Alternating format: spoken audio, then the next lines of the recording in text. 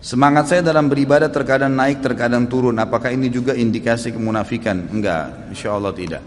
Karena memang iman itu bertambah dengan ketaatan dan berkurang dengan kemaksiatan.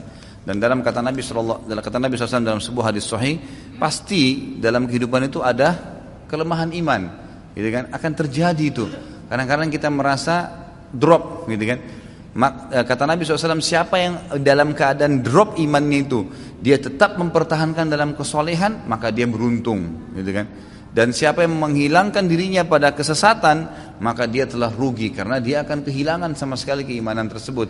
Permasalahannya iman ini Bapak Ibu sekalian, kalau kita sudah pupuk dia sampai misalnya pada level 10, kemudian satu waktu kita drop ke 8, gitu kan? Nah, untuk kembali biasanya setan terus turunnya kita sampai level ke-5, sampai ke tangga sampai ke-2 kalau perlu, gitu kan? Nah, kadang-kadang kalau terlalu jauh jaraknya dengan awal, untuk kembali ke level 10 itu butuh sesuatu pemicu yang mengalahkan pemicu awal waktu kita sampai ke poin 10 tuh.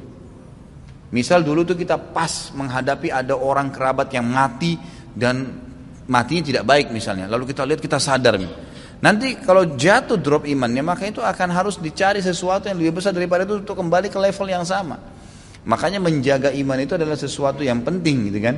Sehingga pada saat pun kita merasa drop, segera kita mengambil langkah-langkah, bertelepon teman-teman yang kita tahu ahli ibadah, ajak ketemu, minta nasihat. Yang paling sering dilakukan oleh para ulama itu kalau imannya drop, minta nasihat. Itu paling sering. Mendatangi orang-orang soleh. Kata sebagian ulama tabi'in, kami kalau merasa iman kami turun dan drop, kami selalu mendatangi Hasan Basri. Hasan Basri seorang ulama yang masyhur. Hasan Basri ini untuk menjaga imannya, selalu omongannya tentang surga, neraka, kuburan, gak ada yang lain. Jadi kalau masuk ke tempatnya dia pasti ngomong masalah itu, gitu. Jadi orang-orang di Irak kalau merasa imannya lemah pasti ke rumah beliau. Itu contohnya ya. Ada sebagian ulama salaf juga mengatakan, kami telah menemui Hasan Basri, kami menemui Sa'id bin Musayyib, kami menemui Atha bin Abi Rabah, yang kalau kami melihat mereka saja iman kami bertambah karena kesolehannya. Jadi kita cepat langsung lari ke orang-orang soleh.